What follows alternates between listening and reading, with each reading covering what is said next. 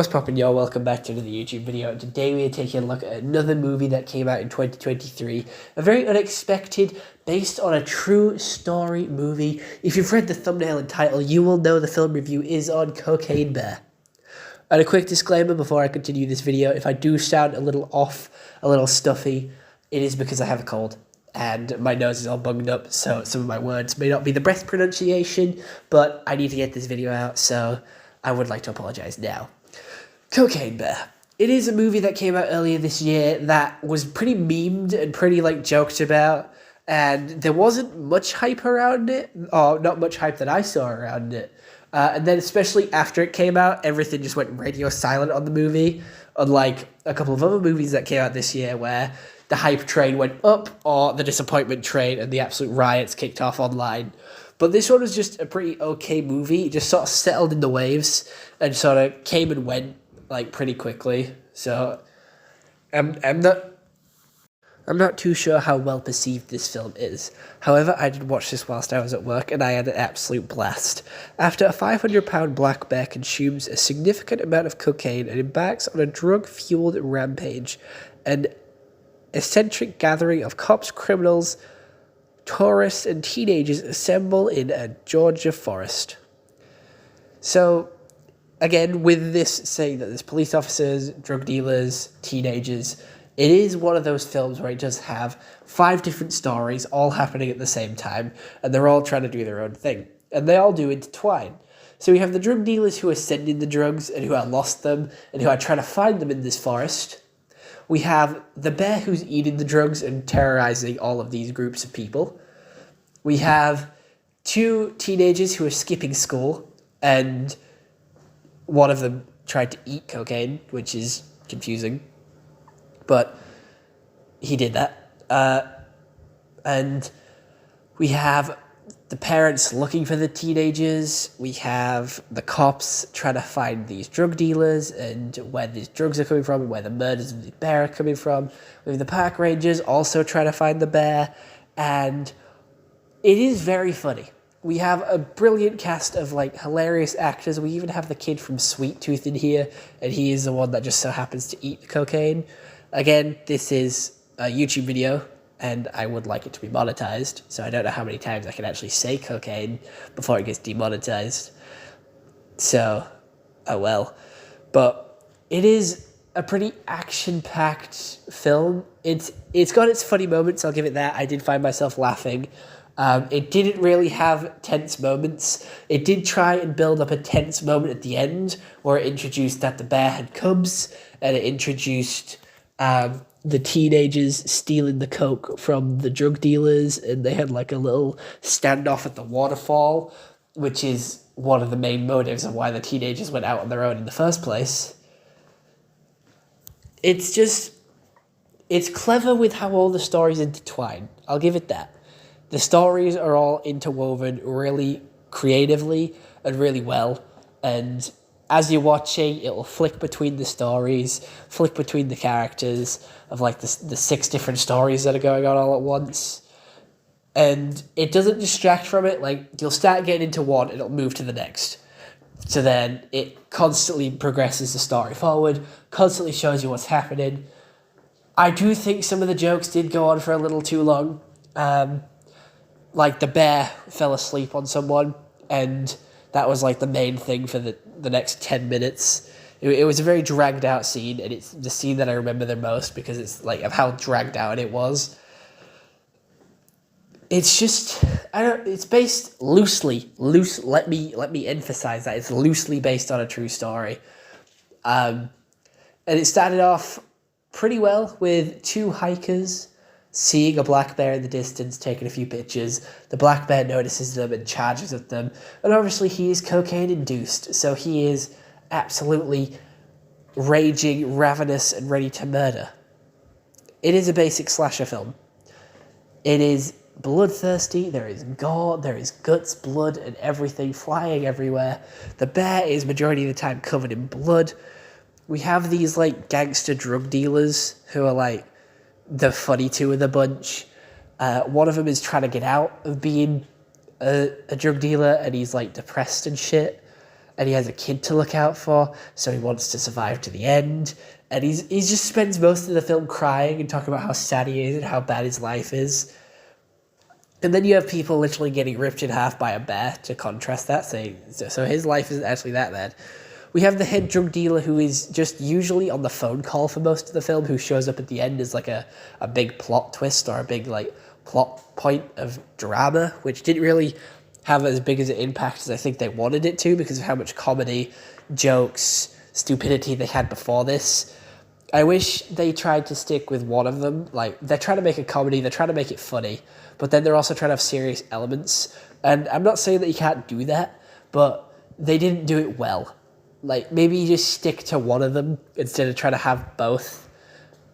Because yes, you can have a serious film with some comedy bits in it, but if you have too much comedy, it ruins the seriousness of the film and people stop taking it seriously, which is what happened with this film. However, this film also shows that with great actors, don't always come with a great movie. You need good writing, good storytelling. It doesn't even have to be that action-packed. There wasn't that much murder. They used the bear as more of like a comedic thing. I think the bear had 3, 4, 5, 6, about 8, 9, 10 murders in the entire film, which is pretty low for a slasher film, if I'm being honest. Or at least a current slasher film. Because the newer ones take everything to the fucking max and absolutely destroy the city that they're in. What I really didn't need to see was a bear deep-throating a bag of cocaine. That is something that I didn't need to see in the movie, but here is the image for you guys to also bear witness to.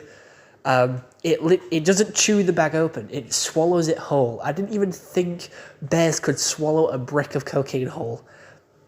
I don't know if it even tried to, but just look at it. Doing it whole seems off and wrong. The CGI on the bear was really cool, though. They didn't use an actual bear, obviously. Majority of it is CGI bear work. And it looks pretty realistic. I'm pretty sure most of the budget went to the actors and the bear, making the bear look realistic. It does have some goofy moments where its mouth moves and its sort of lips are puckering up and stuff like that. But he does sneeze out a cloud of cocaine as well at one point. He chases a butterfly. He's all high, and he just wants his next bag of cocaine. That's majority of what it is. He's like angry, he's got the munchies, and he just wants his next bag. I don't know how much he would need to eat to kill him, or her, because I do believe it has children, so I do believe it's her. Could be wrong, though. I don't know, it was just a sort of nothing movie, a pretty boring slasher with a couple of comedic effects. If it reminds me of anything, it would probably remind me of, like, Chucky or something, just a slasher comedy, just with a bear instead. There isn't much else to really say about it. It's a couple of people who get chased through the forest by a bear who's addicted to cocaine. It's literally the only premise of the film. It's got some good comedic bits. I laughed, I chuckled, I did the big ha-ha. But other than that, that's the only emotion it really got from me, other than boredom and, like, looking at my phone a couple of times. I don't know, it just seemed quite boring. It was quite hyped, or I hyped it up myself in my head, thinking, oh, this is going to be great, this is funny, like, a bear eating cocaine, haha, big funny. And it was just sort of meh. Nothing really happened. It didn't have a satisfying conclusion. The bear just walked off into the forest with his children. It didn't have, like, the full story arc. It sort of just ended, and it was sort of that. I think the gangsters and the drug dealers got put in jail, but even then, there was, like, a plot twist with the dog sitter, and they had, like, a mole on the inside of the police department. They tried to make a whole sort of convoluted, plot-twisted, sort of serious story with the drug dealers and the police, which worked in some areas, but again, they were made to be the funniest characters. They were made to be the most goofball-y characters, the unserious characters, but they gave those the storyline to have the serious consequences to. Whereas the kids, the teenagers and the parents, they didn't really have much comedy to them. They were just there looking. They had like a pretty basic story. Child lost in the forest, go find them. There was no real comedy to that side. There was no real sort of threat to that side. It was just happening alongside the cocaine bear. But they sort of collided stories towards the end and at the start, because I don't think the teenagers or the adults, the parents, actually saw the cocaine bear that often. I think they saw them like twice in the entire film. I don't know. It's a decent film, but it's not one that I would rush to watch again. It's not one that I'm dying to see again. It's not one that really had like an impact on me. It didn't really get me excited to watch more films. If anything, it sort of made my film, I'm getting pretty dry and not wanting to watch as many films and just wanting to watch YouTube and short form content. And films like this just puts me back in that mood and not hyping me up ready to watch the next one. Because if a film hypes me up and I'm ready to watch another one, it's because I enjoyed that film and I enjoy movies and I enjoyed watching it and it was cool and entertaining for me. But I don't know, this one just didn't do that. It sort of ended my movie streak. Which, to be fair, I did watch Winnie the Pooh Blood and Honey before this one, so it was already pretty weak to begin with. So I'm going to give this movie a 4 out of 10. It's not excellent. It's not terrible. It is watchable, but it's not one that I'm rushing to watch again, or I recommend you watch. If you want to watch it, go for it, but it's not one that I'm going to hype up for the sake of hyping it up. So other than that, I hope you enjoyed this YouTube video. See you all next one. Have a nice day, and goodbye. Stay home and stay safe.